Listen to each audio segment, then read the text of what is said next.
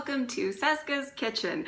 If you guys don't know this about me, I love to cook. I am always in the kitchen. If I am not recording and doing things that like I should be doing in my life, I am normally in the kitchen cooking. And as soon as I did this countdown, or even if I didn't do this countdown, I knew I wanted to do a Walking Dead themed cooking video. And then I actually got the Walking Dead cookbook and I said, okay, I have to definitely cook something out of this. This isn't sponsored or anything like that, so, but so I went through the cookbook, and what I loved about the cookbook so much was the fact that every single recipe related to the show. Some of the things were a little bit of a pun on words, but most of the recipes were things that were mentioned in the show at one point or another. Honestly, there were so many things that I could have done. I had it narrowed down to a few: Carol's cookies, Morgan's peanut butter protein bars, Erin's applesauce, and Carl's chocolate pudding. I'm trying to remember if there was any other ones, but there was quite a few. But when I was thinking, even before I got this cookbook, when I was thinking I really want to do a Walking Dead themed cooking video, and I really wanted to do Hershel's Spaghetti Tuesday dinner. And of course, they didn't let me down. It's in the cookbook. So I basically, it was so funny when I read this and I was like, okay, let me make sure I get what I need. I want to follow this recipe exactly. I was going to, before I got this cookbook, just make up my own. I was going to ask my mom for her homemade tomato sauce, and I was going to make spaghetti, and I was going to make meatballs. And then I looked and I said, oh, they don't have meatballs in here. Because, that makes sense that they wouldn't. It's kind of difficult to just go find a random cow strolling along in the apocalypse to, kill to make meatballs. But anyway, so once I got past that, I'm going to try to do this, kind of exactly follow the recipe, and we're all going to see how it turns out together. It has been a really long time. They are having me kind of boil the tomatoes and peel them and then make the sauce. So it has been a really long time since I've done anything like that. And I'm kind of nervous, but excited, and I hope you guys enjoy. Okay guys, so first of all, I'm just going to start this video by kind of apologizing for the camera angles or whatever. I'm doing my best. This isn't the setup that I normally do, obviously, so hopefully you guys still can kind of tell everything that I'm doing. I'm going to use my other camera to sort of get the close-up shots of everything, hopefully. So I did a little bit of prep work, so this video doesn't take forever. I chopped up an onion back here. I also made an ice bath for the tomatoes that I'm going to be blanching in order to make the sauce. And yeah, I have 3 pots on the stove right now. I have one for spaghetti. I have one that is currently boiling for the tomatoes. We're about to get into that. And then I have another one to kind of combine the sauce all together. All right, let's get into this. Okay, so we have all of these are Roma tomatoes. Here, I got about 16 of them. They said about 5 pounds, so that should be accurate if I'm correct. And basically what you're going to do is, because the whole point of this is you're going to want to soften the tomatoes, and then you're going to want to peel the skins off, basically.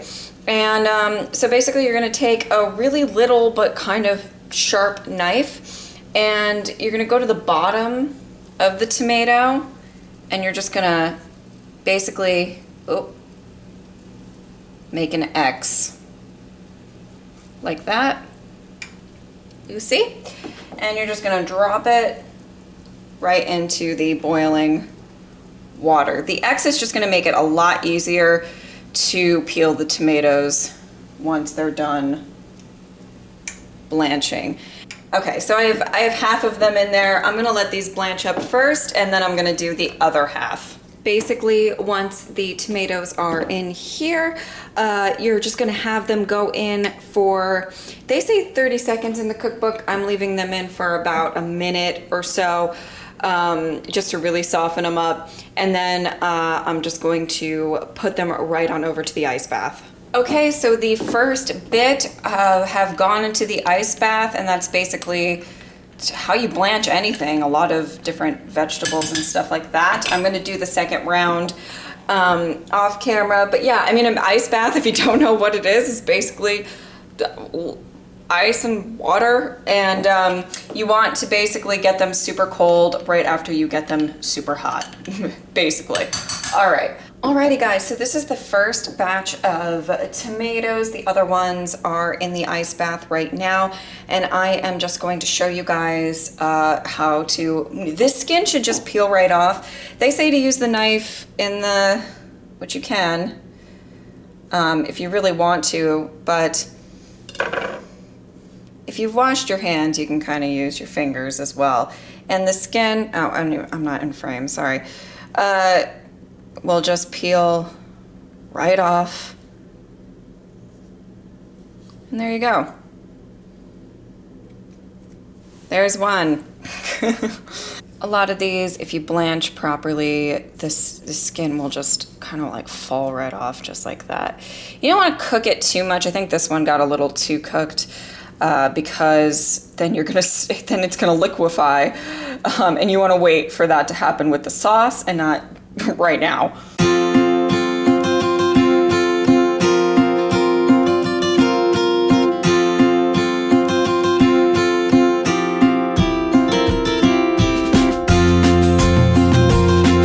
Alrighty guys, so now we are going to prep the tomatoes to go into just kind of cooking the sauce.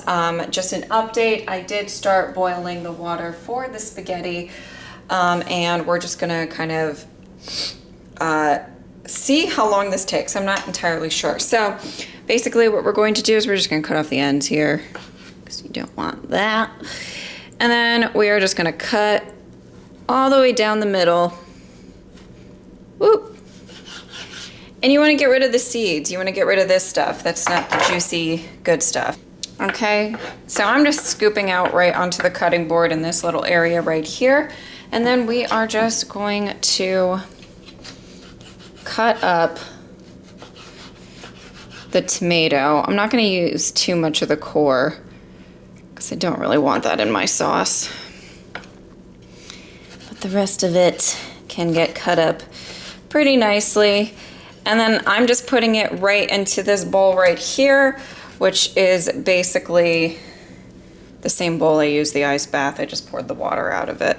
So I am just going to do that to all of these tomatoes, which is going to take a really long time and waste a lot of camera battery.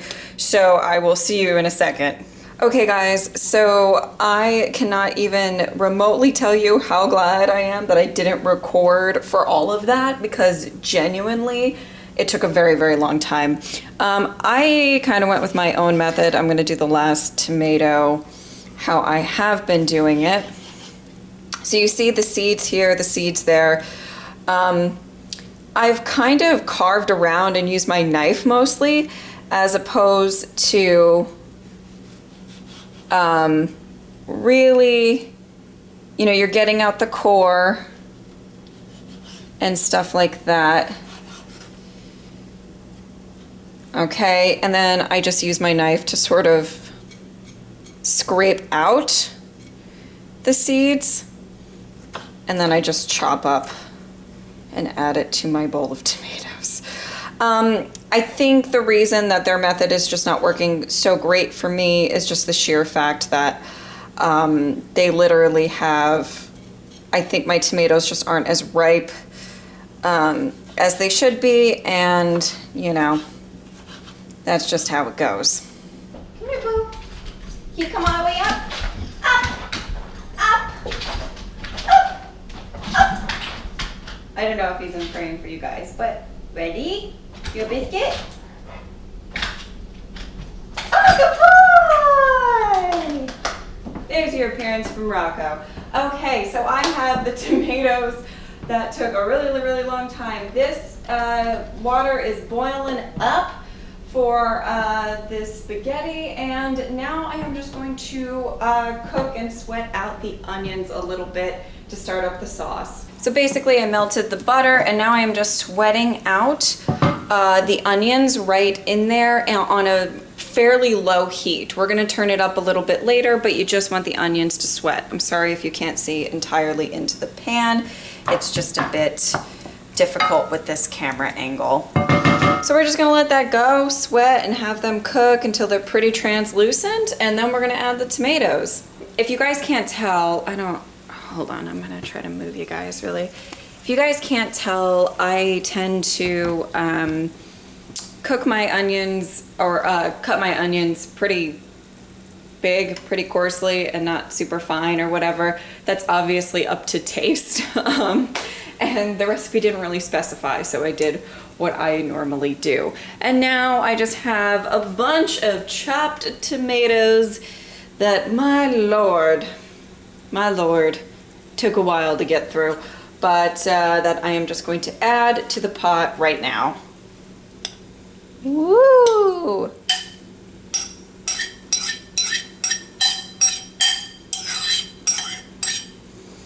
All right, and now I'm just gonna toss that kind of all together. You can see there's a couple of seeds in there. Listen, I wasn't perfect, all right, guys? All right, and now what we are going to do is we're gonna crank up the heat a little bit, get this really cooking. We are going to grab a little bit of salt, a little bit of pepper, and I'm gonna drizzle just a smidge of olive oil in there, and then cover, and then, you know, let it cook. So the tomato sauce is cooking up. I have my boiling water over here, and I just have a regular box of spaghetti. I think the great thing about this recipe and most recipes like this, you can kind of use whatever. You can use linguine, fettuccine, you can use ziti, you can use like whatever pasta you have.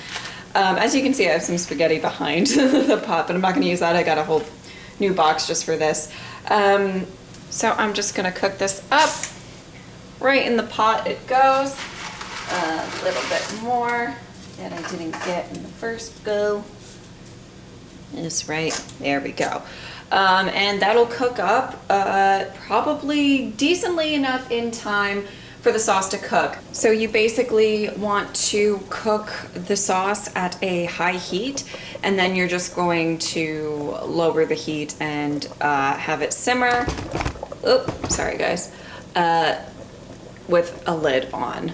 Okay guys, so as you can see, the sauce is pretty much done. I mean, it's kind of a bit chunky, but the picture in the cookbook looks like there's some kind of big pieces of tomato in that as well. So I think it's just the vibe they're going for. And then of course I have the final touches, which is basil, as you can see, or basil, however you want to pronounce it. And they say to just hand,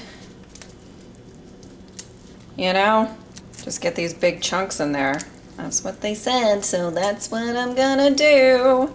Alrighty guys, you're just gonna stir that in nicely like that. My sauce cooked for about 20 to 25 minutes. They say 15 in the cookbook, but I think my tomatoes needed a little bit longer. They probably weren't as like ripe, you know. We don't have Farmer Rick here, okay?